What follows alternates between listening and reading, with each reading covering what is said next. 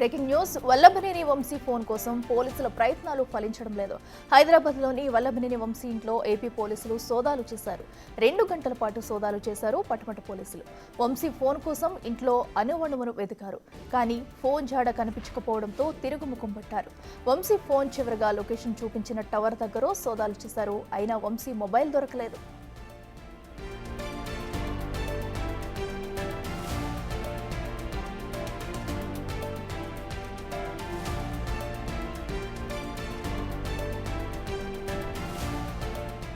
మరిన్ని వివరాలు మా ప్రతినిధి సురేష్ అందిస్తారు.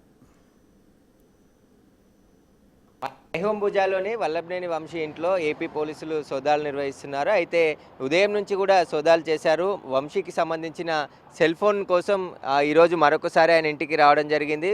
ఉదయం దాదాపు 2 గంటలు చేశారు. ఆ తర్వాత మధ్యాహ్నం మరొకసారి వచ్చి 2 గంటల పాటు సోదాలు చేసి కొద్దిసేపటి క్రితం ఇక్కడ నుంచి పోలీసులు తిరిగి వెళ్ళిపోవడం జరిగింది. అయితే వల్లభనేని వంశీకి సంబంధించిన సెల్ ఫోన్లో చాలా కీలకమైన ఆధారాలు ఫోన్లో ఉండడంతోనే ఆయన సెల్ ఫోన్ సీజ్ చేయడం కోసం పోలీసులు రావడం జరిగింది. కానీ ఆయన సెల్ ఫోన్ చివరి లొకేషన్ ఇంట్లోనే చూపించడం, కానీ ఇంట్లో సెల్ ఫోన్ లేదని చెప్పేసి కూడా ఇంట్లో ఉన్న వాళ్ళు చెప్తున్నారని చెప్పి పోలీసులు చెప్తున్నారు. కాబట్టి దీంట్లో ఇంట్లో ఉన్న ప్రతి అణువుని కూడా సోదాలు చేసినప్పటికీ కూడా సెల్ ఫోన్కి సంబంధించిన ఆచూకీ దొరకలేదు. ఆ సెల్ ఫోన్ కావాలనే మాయం చేసి ఉంటారని చెప్పేసి పోలీసులు భావిస్తున్నారు. ఎందుకంటే కిడ్నాప్ జరిగిన రోజు నుంచి అంతకు ముందు తర్వాత ఎవరెవరితో ఫోన్లు మాట్లాడాడు, వాట్సాప్కి సంబంధించిన చాటింగ్ ఎవరెవరితో చేశాడు, ఆ ఫోన్లో ఏమైనా వీడియోలు కానీ ఫొటోస్ కానీ ఇంకా ఇతర ఆధారాలు కూడా ఉండి ఉంటాయి. కాబట్టి వాటికి సంబంధించి వల్లభనేని వంశీకి సంబంధించిన ఫోన్ ఈ కేసులో కీలకంగా ఉండడంతో ఎలక్ట్రానిక్ ఎవిడెన్స్గా పనిచేస్తుందని చెప్పేసి కూడా పోలీసులు భావించి దాదాపు ఉదయం నుంచి